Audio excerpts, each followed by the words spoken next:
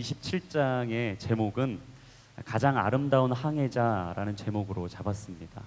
여러분, 우리가 계속해서 살펴보고 있는 것은 바울이 3차 전도 여행을 마무리하고 자신이 원했던 길이 아닌 하나님이 뜻하신 길로 나아가는 방법을 보고 있죠. 우리가 계속해서 바울의 인생을 통해서 믿음의 인생은 어떤 인생인지, 그리고 하나님께서 우리를 이끌어 가시는 길은 무엇인지 신앙의 길을 배우고 있습니다. 초지일관 하나님께서 허락하셨던 그 믿음의 길을 따랐던 사도 바울, 하나님의 말씀이 있다면 그 자리에서 절대 타협하지 않고 사람의 눈치 보지 않고 어려운 상황과 환경 가운데서도 오직 하나님의 길만을 따랐던 사람, 사도 바울이었습니다. 그는 하나님을 알지 못하는 사람들의 눈을 뜨게 했고 어둠에 있던 많은 자들을 빛으로 돌아오게 했고 사단의 권세 앞에 눌려 있었던 많은 영혼들에게 진정한 자유를 선포하는 하나님의 권세를 고백했었죠. 바로 하나님께서 귀히 쓰시는 생명의 통로였습니다. 벨릭스와 베스도 총독, 그리고 아그리빠 왕 앞에서, 아니 세상에 가장 우뚝 서 있는 권력자들 앞에서도 절대 굴하지 않고 무너지지 않고 자신의 마음을 굽히지 않고 믿음을 고백했던 사람, 바로 사도 바울이었습니다. 바울아, 내가 미쳤구나. 내가 많은 학식을 통하여서 네가 얻고 있는 그것이 너를 지금 미치게 했다라는 많은 자들의 조롱, 세상의 손가락질 앞에서도 전혀 아랑곳하지 않고 나는 세상에 미친 것이 아니라 예수께 미친 사람입니다. 나는 예수님께서 가라 하신 그 길이라면 절대 타협하고 고민하지 않고 믿음으로 그 길을 걸어가는 하나님의 사람입니다 라는 고백을 선포하며, 내가 이 사슬에 매인 것을 제외하고는 당신들도 나와 같이 되기를 원합니다 라는 믿음의 고백 속에 모든 자들을 충격에 빠뜨렸던 사람, 저희가 26장까지 나누었던 전반적인 내용이었습니다. 드디어 자신의 결백함과 이 무죄함을 드러냈고, 나는 전혀 문제가 없는 사람, 아니 감옥에 들어갈 수 없었던 사람이다, 나는 깨끗한 사람이다. 2년 동안의 옥중 생활을 통해 다시 자신의 결백을 증거하고 자신이 그토록 꿈꿨던 이탈리아 로마로 가게 되는 장면이 오늘 우리가 함께 나누게 될 27장의 내용입니다. 드디어 바울이 꿈꾸는 길로 가게 됩니다. 아니 하나님이 꼭 내가 가야 할 곳은 로마다라고 말씀하셨던 길로 가게 되었습니다. 하지만 그 길은 순탄하지만은 않았죠. 하나님이 보내셨고 주님이 이끌어 주셨고 하나님이 분명 바울에게 지명하여 불러주셨던 길이었지만 그 길은 쉬운 길은 아니었습니다. 여러분, 우리가 인생을 살아감에 있어서 내가 원하는 것이 아닌 하나님의 뜻일지라도, 분명히 하나님이 나를 이끄시고 인도하시는 길인데도 불구하고 때로는 우리 삶에 풍랑이 일 때가 있고 폭풍이 찾아올 때가 있고 태풍이 일어날 때가 있다라는 거죠. 인생의 파도와 역사의 풍랑을 만날 때 믿음의 사람은 어떤 자세와 태도를 취해야 되는지, 그리고 하나님은 그 순간에 우리 인생 속에 어떻게 일하시고 어떤 기적으로 그 삶을 새롭게 이끌어 가시는지 오늘 여러분들과 함께 세 가지 정도의 포인트로 나눠 보려고 합니다. 먼저는 우리 18절과 22절까지의 말씀인데요, 우리 18절부터 22절까지의 말씀을 다시 한번 읽어보도록 하겠습니다. 시작.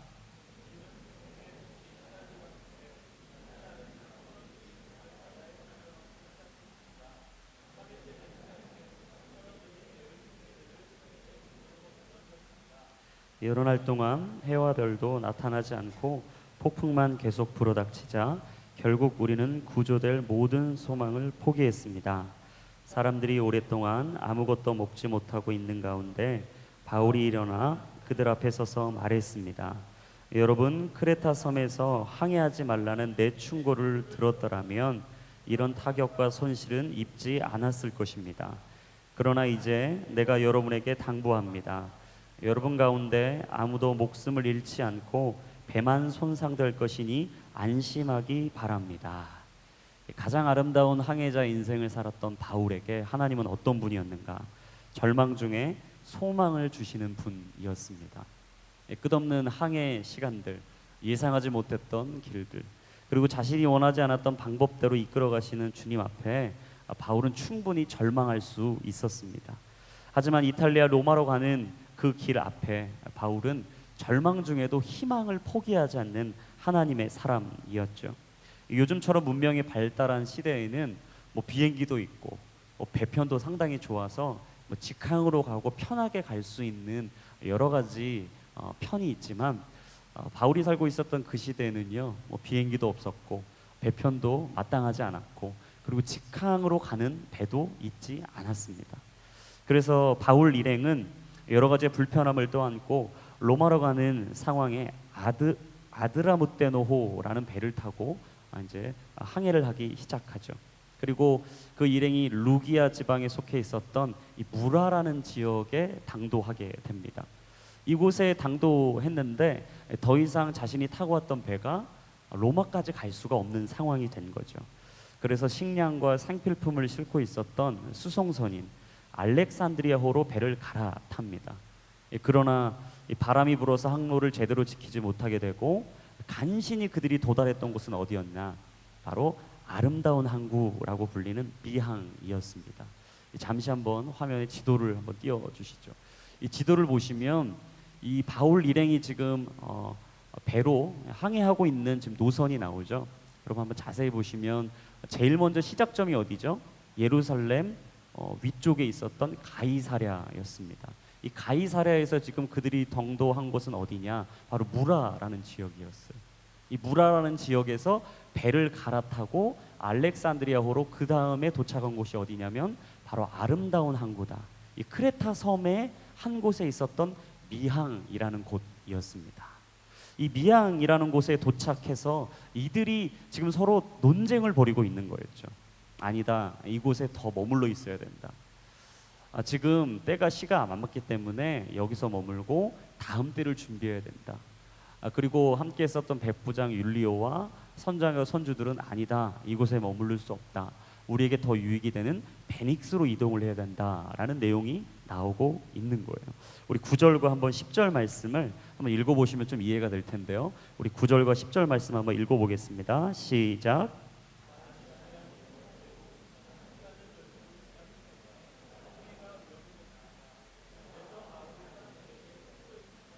여러분, 내가 보니 우리가 이렇게 계속 항해하다가는 재난에 빠지고 배와 짐이 큰 손실을 입을 뿐 아니라 우리 목숨도 위태로울 것입니다. 이 미항이라는 곳에서 머물렀던 이들이 서로 마음이 나뉘게 된 거죠. 바울은 미항에서 경고를 했습니다. 당신들이 내 말을 듣지 않고 항해를 계속하면 큰 어려움을 당할 겁니다. 많은 시간이 소모됐고 금식하는 절기도 지났기 때문에 더 이상 항해하는 것은 무리라는 것을 바울은 판단했던 거죠. 유대인들은 1년에 한 번씩 전체적인 금식하는 절기가 있었어요. 그때가 언제냐면 대속죄일이었습니다. 유대력으로 하면 7월 10일이 바로 대속죄일이었죠. 근데 지금 우리가 살아가고 있는 현재의 양력으로 하면 그때가 가을에서 초겨울로 지나가고 있었던 한 10월 초쯤이 될 것이다 라고 짐작할 수가 있어요. 여러분 생각해 보십시오. 항해하기 매우 안 좋은 상황인 거죠. 점점 추워지면 바람이 심하게 불 거고 물도 많이 요동치게 될 것이고, 그리고 사람들도 원활하게 그 배를 이끌어갈 수 없기 때문에 바울이 생각했던 것은 우리가 여기서 이 겨울을 지내고 다시 봄이 오면 새로운 항해를 했으면 좋겠다라는 아이디어를 낸 거였어요. 근데 반면 지금 율리오와 선장과 선주들은 바울과 전혀 다른 이야기를 하고 있습니다. 우리 11절 말씀인데요, 같이 한번 읽겠습니다. 시작. 백부장은 바울의 말보다는 선장과 선주의 말을 더 따랐습니다. 분명히 지금 바울이 경고했거든요. 지금 항해하는 건 어려울 것 같습니다. 내가 판단하기에는 지금보다 봄에 항해하는 게 나을 것 같습니다 라고 말했어요. 근데 이 이야기를 들었던 백부장 율리오는 전혀 경험도 없고 뱃사람도 아니었던 이 바울의 이야기가 아마 그렇게 신뢰가 되지는 않았던 것 같아요. 근데 옆에 있었던 배를 운행하고 늘 많은 경험을 가지고 있었던 선장과 선주들이 다시 베닉스로 갑시다 라고 얘기하는 얘기를 듣자 그 말이 혹 했던 거죠. 그리고 바울 일행이 타고 있었던 그 배, 이 수송선이었기 때문에 아마 이 율리오 마음에는 로마 황제가 기다리고 있는 지금 이 배가 언제쯤 도착할까라고 목바지게 기다리고 있던 그 황제를 생각하면서 지금 빨리 가지 않으면, 내가 이 배를 이끌고 황제가 원하는 타이밍에 배가 도달하지 않으면 내 신변이 위협을 받을 거다. 아마 자신의 마음에 조급함과 두려움과 이 절망감이 휩싸여 있었을 거예요. 여러분, 우리도 이럴 때가 있지 않습니까? 분명히 하나님이 우리에게 말씀하셨는데, 하나님이 지금이 아니라고, 지금 타이밍이 아니라고, 지금은 내 때가 아니라고 분명히 주님께서 말씀해 주셨는데도 불구하고 내 생각이 먼저 날 때가 있죠. 내 경험이 먼저 내 삶을 이끌어가게 할 때가 있는 거죠. 사람들의 이야기가, 아니 괜찮은 이야기가 들려올 때 나도 모르게 하나님의 말씀 대신 사람의 이야기를 선택하고 결정할 때가 얼마나 많습니까? 지금 백부장 율리오와 함께했던 사람들이 바울의 이야기보다는, 하나님의 음성보다는 사람의 이야기를 따르고 있는 거예요. 아직도 근심에 머물러 있는 거죠. 걱정에 휩싸여 있는 겁니다. 자신 앞에 놓여 있을 많은 두려움과 절망감 앞에 자신들의 삶의 시간을 낭비하고 허비하고 소비하고 있는 상황인 거죠. 결국 그들이 무리해서 미양을 떠납니다. 그리고 그들이 도달했던 곳은 어디냐? 바로 옆에 있었던 얼마 떨어지지 않은 베닉스라는 곳이었어요. 근데 이 베닉스가 어떤 곳인가? 여러분, 미양은 사람들이 한 철을 보내기에는 별로 좋지 않은 항구였어요. 왜냐하면 그 항의 이름처럼 아주 아름답고 낭만이 있는 곳, 유흥을 즐기거나 쾌락을 즐기기에는 마땅하지 않았던 곳. 근데 반면에 베닉스는 어떤 곳이었냐? 이 뱃사람들이 상당히 거칠잖아요. 그래서 이 뱃사람들이 항상 육지에 내리면 했던 것이 술 먹는 거였습니다.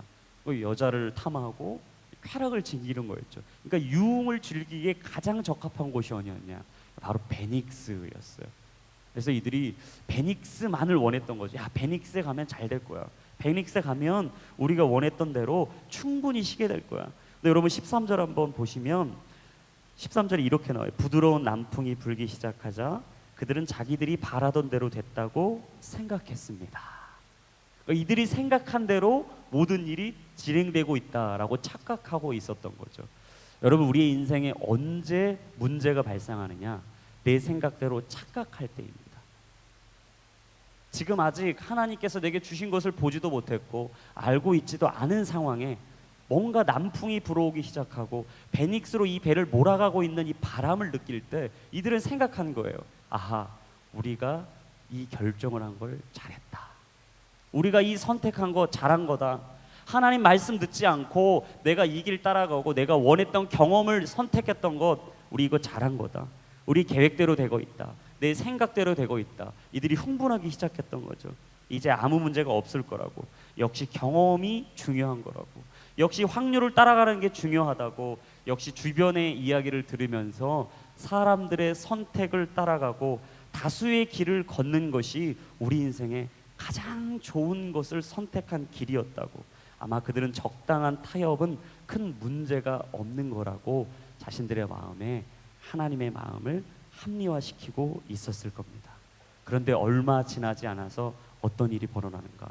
유라굴로라는 광풍이 불어오기 시작한 거죠. 이 유라굴로라는 광풍의 뜻은 무엇이냐? 북동풍이었어요. 여러분, 아까 지도에 보셨으면 지금 로마로 도달하려면 지금 배가 어디로 가야 하는 거죠? 북쪽으로 계속, 서북쪽으로 계속 올라가야 하는 상황이었거든요.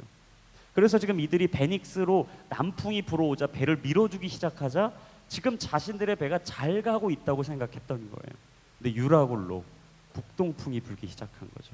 북쪽과 동쪽에서 배가, 바람이 불어서 배를 밑으로 남쪽으로 계속 몰기 시작한 겁니다. 전혀 예상하지 못했던 상황이 된 거죠. 내가 예측할 수 없는 일촉즉발의 상황이 벌어지기 시작한 거예요. 그러자 그들이 호들갑을 떨기 시작합니다. 큰 문제가 일어났다고 자신들의 마음을 부둥켜 안기 시작한 거예요. 두려움이 엄습합니다. 어려운 일들이 닥치자 내가 생각하고 계획했던 것이 아닌 전혀 예상하지 못했던 일들이 벌어지자 자신들이 그토록 아끼고 있었던 짐을 하나씩 버리기 시작해요. 여러분, 수송선에서 제일 중요한 게 뭐죠? 짐입니다.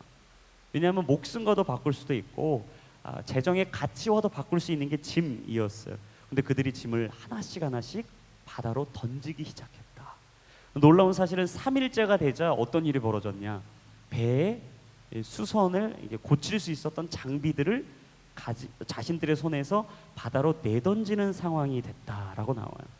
여러분, 결국 그들이 구조될 모든 소망까지 포기했다라고 20절에 이야기하고 있습니다. 드디어 이들은 자신들의 계획대로 되지 않는 상황을 보면서 이거 뭔가 큰 문제가 일어났다라는 것을 감지하기 시작했던 거죠. 사랑하는 여러분, 꼭 기억하시길 바랍니다. 하나님을 떠날 때 우리 삶 속에 소망은 끝나고 절망이 시작되는 겁니다. 하지만 하나님을 붙드는 순간 절망은 사라지고 소망의 꽃이 우리 인생에 피는 줄로 믿습니다. 그래서 우리가 주님을 붙들어야 되는 거죠. 그래서 우리가 주의 말씀 앞에 있어야 되는 거죠. 인생의 위기는 우리를 찾아온 절망의 때가 아니라 우리가 붙들 수 있는 희망을 포기할 때인 것입니다. 우리가 끝없이 하나님을 붙잡고 하나님을 따라갈 수만 있다면 그것은 위기가 아닙니다. 어려움이 아닙니다. 다시 하나님이 우리 삶 속에 역사하고 새롭게 하시는 또 다른 기회가 될 수 있는 것이죠. 모두가 소망을 포기하고 절망의 늪에 빠져 살 소망을 잃어버리고 있었던 바로 그때 희망과 소망을 노래했던 사람이 바로 사도 바울이었습니다. 우리 22절 말씀을 다시 한번 읽어보겠습니다. 시작. 그러나 이제 내가 여러분에게 당부합니다.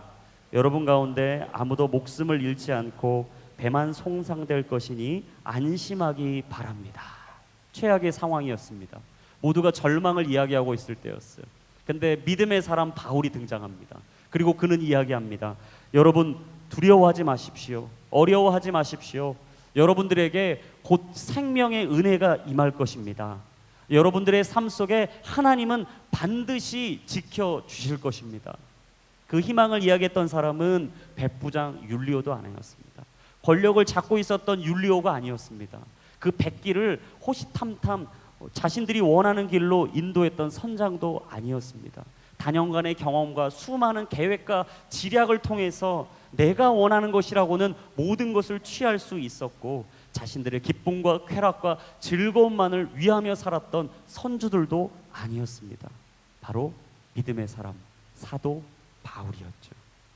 여러분, 언제 우리가 최악의 상황에 바닥을 치고 있는 그 순간, 절망의 순간 희망을 노래할 수가 있습니까? 바로 하나님을 붙잡을 때, 하나님을 노래할 때, 바로 그때 우리는 새로운 주의 기회를 보게 되는 줄로 믿습니다. 여러분, 바울이라고 위기의식을 느끼지 않았을까요? 바울이라고 마음속에 두렵지 않았을까요? 저는 바울이 상당히 두려웠을 것 같아요. 그래서 주님이 23절부터 보시면 바울에게 찾아오시거든요. 하지만 사도 바울은 다른 이들이 가지고 있지 않았던 한 가지를 가지고 있었어요. 그건 무엇이냐? 하나님은 절망 중에 소망을 주시는 분이라는 믿음을 가지고 있었다라는 거죠. 여러분, 절망의 시대를 살아가고 계십니까? 아직도 여러분들이 미래를 바라보면 전혀 여러분들이 기대하고 원하는 방향으로 가지 않다고 생각하고 계십니까? 여러분, 그때 기억하십시오. 하나님이 여러분을 소망의 항구로 인도하실 줄로 믿습니다. 여러분들을 믿음의 길로 인도하실 줄로 믿습니다. 어떤 사람은 이런 이야기를 했어요. 길이 없으면 길을 만들며 간다. 여기서부터가 희망이다. 바울은 이야기합니다. 내 인생의 길이 끝이라면 나는 새로운 길을 만들며 갈겠다.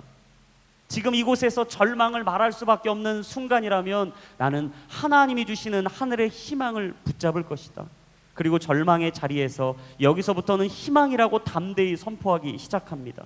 사랑하는 여러분, 하나님을 의지하십시오. 그분이 길이 되어주실 겁니다. 하나님을 바라보십시오. 그분이 진리의 허리띠로 우리를 붙잡아 주실 것입니다. 하나님만을 붙잡으십시오. 생명 되신 예수님께서 힘든 우리의 삶에 희망의 길로, 소망의 길로, 아니 생명의 길로 우리를 인도하실 줄로 믿습니다. 그 사도 바울, 끝없는 절망 가운데 희망을 붙잡았던 사람, 믿음으로 자신에게 주신 말씀을 끝까지 의지했던 사람, 그 사람에게 23절부터 26절까지 하나님이 새로운 하나님으로 만나주시는데요, 우리 같이 한번 23절부터 26절까지 읽어보겠습니다. 시작.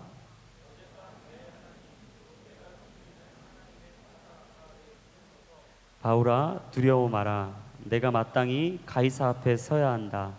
그래서 하나님께서 너와 함께 항해하는 모든 사람들의 생명을 내게 맡겨주셨다라고 하셨습니다.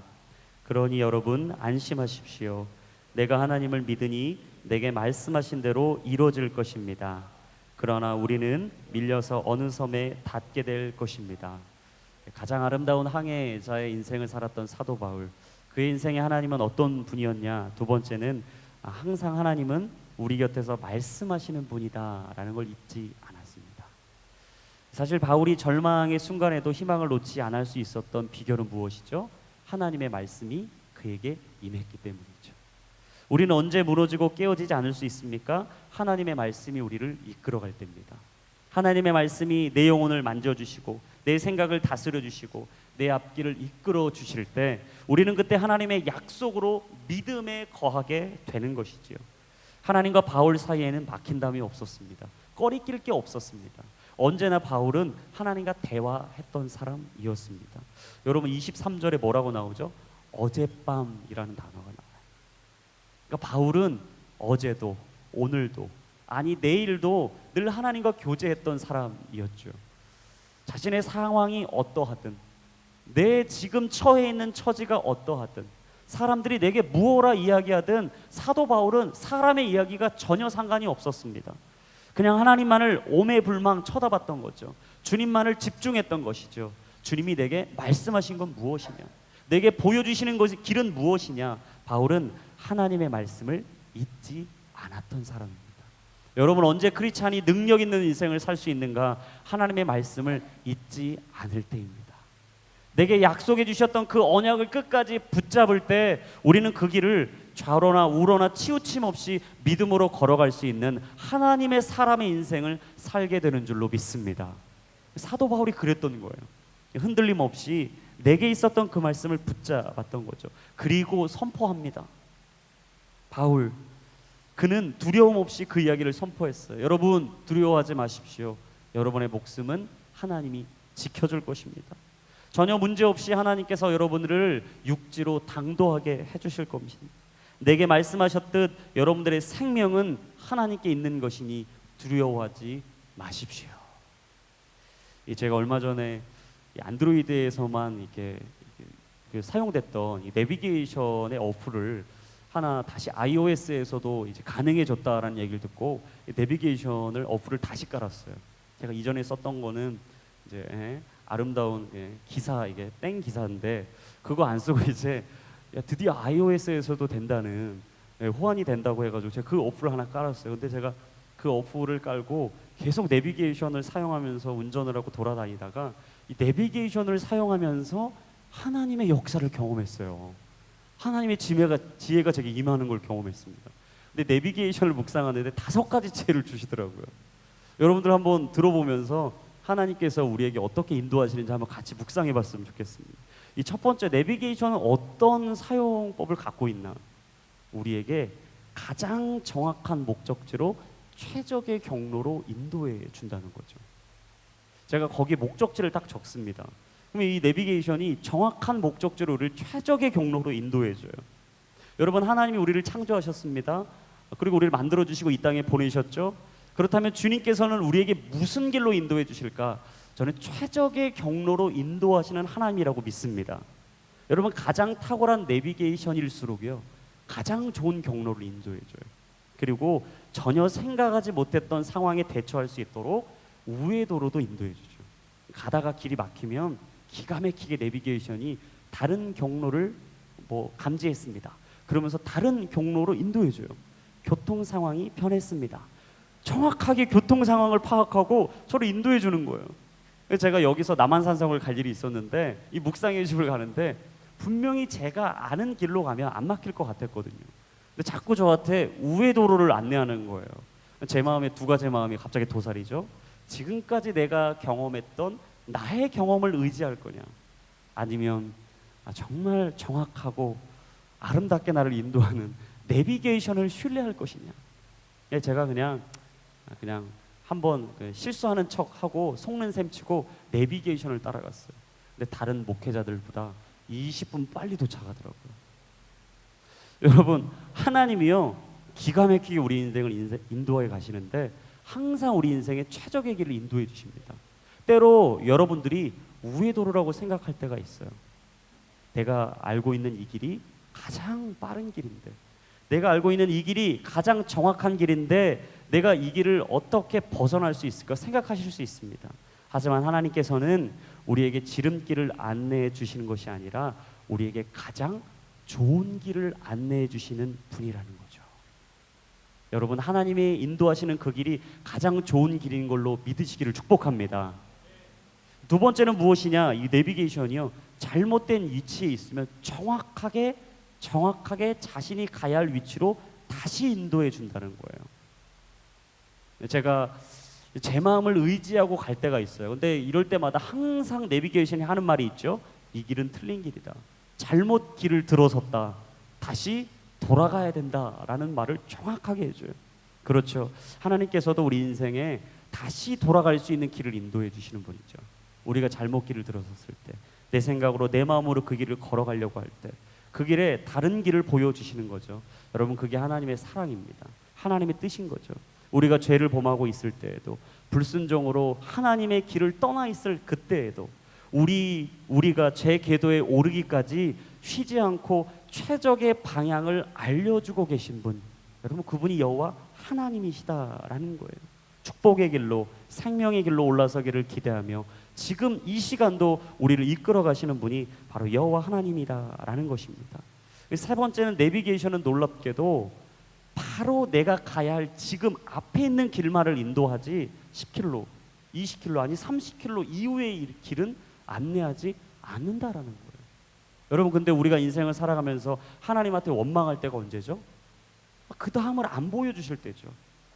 저 멀리 미리 보여주시면 내가 그 실수를 안 할 수 있는데, 이 사람을 만나지 말라고 해주시면 지금 안 만날 텐데, 이 직장 가지 말라고 해주시면 내가 절대 그 다음에 실수를 범하지 않을 수 있다는 생각이 드는데도 하나님은 절대 그 다음을 보여주시지 않는다라는 거예요. 당장 있는 내 앞에 있는 문제들을 해결할 수 있는 것만큼만, 아니 내가 품을 수 있는 것만, 내가 기억할 수 있는 것까지만을 하나님은 인도해 주신다라는 것이죠. 그리고 그 지시대로 가다 보면 결국 우리는 최종의 목적지에 도달하게 되는 거죠. 여러분, 내비게이션은 정확하게 한 치 앞만을 이야기해 줍니다. 20km 후를 이야기하지 않아요. 내가 서 있는 그 자리를 이야기해 주는 거죠. 그리고 오직 그 내비게이션만 신뢰했을 때 목적지를 정확하게 도달할 수 있다는 것을 알려주는 거예요. 하나님만을 신뢰하고 내가 주님만을 따라갈 때, 한 치 앞이 보이지 않는 그 미래가 아직은 내게 불투명하지만 나는 그 주님만을 바라보며 오늘의 삶을 치열하게 살아가겠다는 그 믿음을 고백할 때 하나님은 우리에게 가장 아름답고 가장 정확한 목적지에 도달하게 해주신다라는 거예요. 그리고 네 번째는 내비게이션은 아주 구체적으로 알려주죠. 놀라운 사실은 제가 아들을 항상 카시트에 태우고 가다 보면 아들이 잘 때가 있어요. 자다 보면 고개가 이제 앞으로 막 쏟아지잖아요. 근데 아빠 마음에 아들이 조금이라도 이렇게 안정감 있는 운전을 위해서 이게 앞에 있는 방지턱은 없는지, 이 코너가 꺾이는 좌우에 회전은 없는지 예민하게 반응하는데 내비게이션은 그걸 정확히 이야기해 줍니다. 앞에 방지턱이 2개 있습니다. 개수까지 이야기해줘. 개수까지. 앞에 속도 측정기가 있다고 아름답게 우리에게 알려주면서 벌금도 내지 않을 수 있도록 얼마나 구체적으로 알려줍니까? 여러분, 그렇게 하나님은 우리를 구체적으로 안내해 주시는 분이에요. 지금도 이 항해가 어렵고 힘든 항해일지라도 하나님은 지금 이 순간에도 우리에게 말씀하시는 거죠.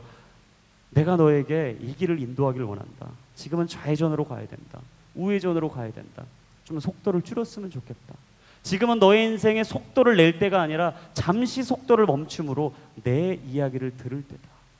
그리고 내가 걸어가고 있는 그 길에 사랑을 베풀고 내 이웃을 내 몸과 같이 사랑하라 말했던 그 말씀을 기억했으면 좋겠다. 하나님은 오늘도 우리를 구체적으로 이끌어 가십니다. 근데 마지막 이 5번째가 가장 중요하죠. 이 내비게이션이 작동을 하려면 어떻게 해야 되죠? GPS와 연결이 되어 있어야 돼요. 이 GPS와 연결이 되어 있지 않은 내비게이션은 전혀 작동하지 않습니다. 아무리 좋은 기능을 가지고 있어도, 아무리 많은 사람들이 그 내비게이션을 사용하고 있어도, 아니 값비싼 내비게이션의 값을 치르고 샀어도 GPS와 연결되어 있지 않으면, 수신호를 받지 않으면 절대 그 내비게이션은 작동하지 않는다라는 거예요. 여러분, 우리 인생의 길 가운데 아무리 많은 것을 쌓고 많은 것을 붙잡고 많은 것을 가지고 있을 때일지라도 하나님과 주파수를 맞추고 있지 않다면 우리는 절대 인생의 내비게이션을 작동할 수가 없는 것입니다. 여러분, 언제 우리의 삶 가운데 하나님의 뜻을 이룰 수 있습니까? 하나님께 고정할 때입니다. 주님께 주파수를 맞출 때인 거죠. 하나님만을 오매불망 바라볼 때입니다. 주님만을 깊이 묵상할 때이죠. 말씀과 기도로 나의 길을 붙잡을 때, 하나님의 주파수를 나의 인생에 맞출 때, 하나님께서 들려주시는 그 음성에 집중하기 시작할 때, 하나님이 이 길이 아니라면 다른 길을 기꺼이 선택할 수 있는 결단이 있을 때, 아무리 내가 생각하는 이 길이 맞다고 생각될지라도 우회의 도로를 알려주시며 이 길이 너에게 가장 최적의 경로라고 말씀해 주시는 그 음성을 신뢰할 때 우리는 하나님께 붙잡히는 인생을 살 수가 있는 것입니다. 여러분, 그때 인생에 자신감이 생기죠. 목표가 분명해집니다. 삶이 긍정적으로 변하고 여유가 생기기 시작해요. 왜냐하면 내가 지금 가는 이 길이 남들보다 더 옳은 것이고 빠른 것이고 가장 최적임을 알기 때문입니다. 바울은 늘 하나님과 주파수를 맞추고 있었어요. 어젯밤에도 기도했고 오늘도 기도하고 있으며 두려워 떨고 있는 이들에게 이야기합니다. 당신들의 인생의 파도와 풍랑 속에 당신들이 붙잡아야 할 것은 무엇이냐? 하나님의 말씀을 믿고 붙잡아야 한다. 그리고 25절에 이야기합니다. 내가 하나님을 믿으니 내게 말씀하신 대로 이루어질 것입니다. 여러분, 저는 이 고백을 묵상하면서 너무 좋았어요. 내가 하나님의 말씀을 듣고 믿으니 그 말씀대로 이루어질 것입니다. 여러분, 이 고백이 우리의 고백이 됐으면 좋겠습니다. 하나님께서 내게 어제 말씀하셨으니 그 말씀대로 이루어질 줄로 믿습니다. 오늘도 내가 이 길을 걷고 있지만, 막막한 길이지만, 보이지 않는 길이지만, 안개와 같은 길이지만 하나님께서 나를 지금도 최적의 경로로 인도하고 계시니 때로 우회의 길일지라도, 돌아가는 것 같이 느껴질지라도, 느린 인생이라고 생각될지라도, 남들보다 더 뒤처지는 걸음을 걷고 있다 생각될 그때에도 하나님은 가장 옳은 길로, 가장 최적의 길로, 가장 알맞은 길로 나의 인생을 인도하시니 나는 주님을 신뢰합니다. 하나님을 믿습니다. 여러분, 이 고백이 저와 여러분들의 고백이 되기를 예수님 이름으로 축복합니다. 바울은 그 고백 속에서 마지막 33절부터 37절에 그들에게 이런 선포를 하죠. 우리 자막을 통해서 마지막 한번 읽어보겠습니다. 시작.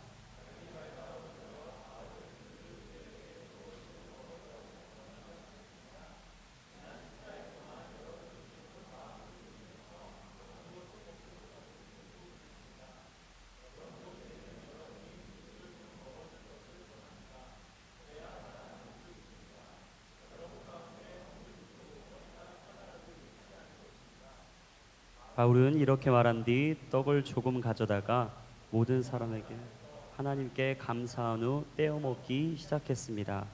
그러자 모든 사람들도 용기를 얻어 음식을 먹었습니다. 배 안에 있던 사람은 모두 276명이었습니다. 가장 아름다운 항해자 인생을 살았던 바울에게 하나님은 마지막 어떤 분이었나? 약속을 반드시 지키시는 분이었습니다. 항상 바울의 인생의 길 가운데 예상하지 못한 길로 인도하셨죠. 그리고 그가 원하지 않는 길로도 때로는 이끌어 가셨습니다. 오늘 본문에 등장하는 27장도 마찬가지였어요. 전혀 예측할 수 없는 일촉즉발의 순간으로 하나님은 그를 몰아가셨습니다. 바울을 포함한 배 안에 있었던 276명의 사람들, 폭풍과 배고픔과 구원의 소망이 사라진 절망의 상황에서 14일의 시간을 보냈다라고 나와요. 하지만 기적적으로 육지에 상륙하게 되죠. 그리고 하나님께서 바울에게 이야기하셨던 그 말씀이 온전하게 완전하게 일어난 것을 다 같이 경험하게 되었습니다. 절망의 시간이었습니다. 굶주림의 시간이었습니다. 죽음의 공포가 엄습했습니다. 극심한 두려움 속에서 도대체가 다음을 꿈꿀 수 없는 276명의 사람들이었죠. 하지만 하나님은 바울에게 이야기하셨던 그대로, 하나님의 약속대로, 주님이 알려주셨던 그 뜻대로 그들을 전원 구해 주셨어요. 그렇게 바울은 배나 항로의 전문가가 아니었음에도 불구하고 하나님이 이끄시는 그 내비게이션의 길을 따라가는 사람처럼 바로 생명의 길로 인도했습니다. 폭풍을 만날 때에도 위기에 대처하는 노련한 선원도 아니었음에도 불구하고 그는 276명의 사람들을 생명의 길로 인도했던 거죠. 하나님께서 마음에 주신 비전에 불타 있었고, 하나님께서 보이시는 길이라면 주저함 없이 걸을 수 있는 용기가 있었고, 모든 사람들을 내게 짊어져야 될 부담감이 있었음에도 불구하고 그들을 기꺼이 짊어지고 갈 수 있었던 참된 리더의 사람, 사도 바울. 그는 온 맘 다해 그들과 함께 살았던 진정한 인생의 항해자였습니다. 가장 아름다운 항해자의 인생을 살았던 거죠. 그런 바울을 보시며 하나님은 그에게 하셨던 약속을 이행해 주셨던 거예요. 여러분, 지금 배의 분위기를 한번 상상해 보시겠어요? 14일이 지났습니다. 배고파요. 이제 먹던 것도 다 버렸다고 나왔어요. 배를 수리할 수 있었던 장비들도 다 버렸다고 나왔습니다. 앞이 보이지 않아요. 깜깜해요. 비바람이 칩니다. 해와 달과 별도 보이지 않았다고 이야기했어요. 도대체가 이제는 무엇을 보고 그 다음을 선택해야 될지 막막한 순간이었습니다. 그 사람들의 마음 아마 서로 보며 원망했을 거예요. 절망했을 겁니다. 답답하면서 서로 잘잘못을 따지고 있었을 거예요. 너 때문이다. 그러니까 미양에 있지 왜 이 길을 나서가지고 이런 문제를 일으키느냐. 아마 초상집의 분위기였을 거예요. 그러다가 14일이 지났죠. 이제는 정말 희망이 끝나는 순간이 된 것이죠. 그때 그들의 분위기를 완전히 급반전시키는 바울의 한마디, 뭔가 모르는 힘을 얻게 하는 한마디, 식음을 전폐하고 있었던 그들에게 음식을 나누며 살 용기를 내게 했던 그 한마디, 갑자기 성만찬의 분위기처럼 완전히 뒤바꿔버리는 그 한마디, 바로 바울의 이야기였죠. 하나님의 사람들은 영적인 흐름을 바꾸는 사람들입니다. 바울은 완전히 그 배에 있었던 흐름을 바꿔버렸어요. 이사야 60장 1절 말씀, 일어나 빛을 발하라. 이는 내 빛이 이르렀고 여호와의 영광이 내 위에 임하였습니다. 바울은 알았어요. 하나님의 빛이 내게 임하고 있었던 것을, 하나님을 알지 못하는 사람들의 눈을 뜨게 할 거다. 너는 어둠에서 빛을 밝히게 할 거다. 그리고 사단의 권세에 있는 많은 자들을 하나님께로 돌이키는 하나님의 통로, 생명의 통로가 될 거다. 바울은 알았던 것이지요. 그렇게 이사야 41장 10절 말씀의 고백처럼 바울은 믿음으로 그 길을 걸었던 것입니다. 같이 한번 읽어보겠습니다. 시작. 두려워하지 말라. 내가 너와 함께함이라. 놀라지 말라. 나는 내 하나님이 됨이라. 내가 너를 굳세게 하리라. 참으로 너를 도와주리라. 참으로 나의 의로운 오른손으로 너를 붙들리라. 바울은 알았어요. 두려워하지 않을 수 있는 것은 바로 하나님이 나와 함께하고 계시다는 것을, 내가 놀라지 않을 수 있는 것은 여호와 하나님께서 나의 하나님이 되심을 바울은 알았던 것이죠. 나를 굳세게 하시고 나를 도우시고 나를 참되게 하시며 나를 굳건하게 하시는 분, 여호와 하나님. 낮에는 구름 기둥으로, 밤에는 불기둥으로 나의 길을 인도하시는 분, 먹을 것이 없을 때는 만나와 메추라기로 나를 먹이시고, 하나님이 말씀하신 언약과 약속이라면 반드시 그 약속은 지키고야 마시는 분, 바로 여호와 하나님의 그 뜻을 바울은 알았던 것이지요. 하나님은 바울을 통해서 두려워 떨고 있던 그들에게 용기를 불어넣어 주셨습니다. 여러분, 크리스찬은 용기를 가지고 사는 사람이죠. 그 용기를 통해 살 뿐만 아니라 용기를 다른 사람들에게 선포하는 사람입니다. 용기를 전염시키는 사람들이죠. 그래서 믿음의 사람들과 함께 있으면 그 자리는 용기가 전해지는 것입니다. 바울은 그들에게 이야기하죠.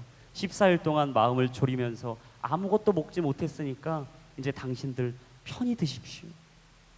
머리카락 하나라도 상하지 않을 겁니다. 그리고 내가 말씀한 그대로, 아니 하나님께서 우리에게 말씀하신 그대로 이루어질 것이니 절대 걱정하지 마십시오. 그리고 결국 배는 좌초될 위기를 넘어서 육지에 도달합니다. 276명은 그 육지에 도달해서 하나님이 말씀하신 그대로 생명을 유지하게 되고 결국 로마로 가게 되는 전초기지, 바로 몰타 섬에 다다르게 되는 것이죠. 폭풍우가 치고 암초의 위협이 있고 해와 달이 보이지 않는 그 순간의 인생의 위기 속에서도 믿음의 주요 온전케 하시는 예수님만을 바라보며 살았던 사도 바울. 사랑하는 여러분, 인생의 폭풍과 풍랑은 하나님께서 우리를 버리신 사인은 아닙니다. 하나님께서 살아계시고 우리를 기억하시고 돌보고 계시다는 경험을 할 수 있는 기회의 증거이고 살아계신 하나님을 경험할 수 있는 놀라운 축복의 현장인 것이죠. 그렇듯 하나님은 사도 바울을 그 폭풍과 풍랑, 태풍 속으로 몰아넣으시며 하나님의 살아계심을 보여주셨습니다. 그리고 그 삶의 자리 속에서도 하나님은 그를 기억하고 계시고 잊지 않고 계시다는 것을 말씀해 주셨죠. 우리 인생을 살아가다 보면 수많은 어려움과 힘든 일들이 있습니다. 그리고 그 길 속에서 때로는 포기하고 싶고 절망의 늪에서 다시 희망을 노래할 수 없는 어렵고 힘든 시간을 보낼 때가 수없이 많죠. 지금이 그때이실 수도 있습니다. 아니, 지금이 다른 사람 만나고 싶지 않고 오늘의 이 예배가 마지막 예배가 됐으면 좋겠다라는 영혼의 절망을 고백할 수밖에 없는 힘든 시즌을 보내고 계실 수도 있습니다. 여러분, 닭고기 생산과 가공 회사로 유명한 하림이라는 회사를 아실 거예요. 근데 이 회사에 1900년도 이 중반쯤에 후반으로 넘어가는 그 시기에 참 어려운 일이 있었습니다. 모든 이 공장이 탄탄대로를 걷고 있고 드디어 큰 기업으로 성장하고 있었던 그 기업에 이 모든 공장이 불이 나기 시작하는 거예요. 그리고 그동안에 쌓았던 모든 것이 한순간에 수포로 돌아가는 경험을 하게 됩니다. 그 회사를 운영하고 계셨던 김홍국 회장님은 이런 고백을 했어요. 이 크리스찬이신데 이 상황이 왜 내게 주어져야 하는 건지 이 절망할 수밖에 없는 이 순간에 하나님께 이런 고백을 했다라고 하더라고요. 저는 약속의 말씀을 붙듭니다. 그리고 곧 이 풍랑을 인하여 더 빨리 가게 될 것을 신뢰합니다. 지금 내 인생에 있는 이 풍랑을 통해 나는 더 빨리 가게 될 겁니다. 그리고 그는 계속해서 고백하죠. 이 풍랑 인하여 하나님께로 제가 더 빨리 가게 됩니다. 하나님, 지금 이 공장이 불타고 내가 지금까지 쌓아왔던 이 수많은 것이 아니 아름다운 항해자라고 노래할 수 있었던 나의 인생에 이 절망을 이야기할 수밖에 없는 이 어려움을 내게 주신 그 뜻, 내가 다 할 수는 없지만 내가 지금 걷고 있는 이 풍랑으로 인하여 하나님께서 원하시는 그 자리로 제가 더 빨리 갑니다.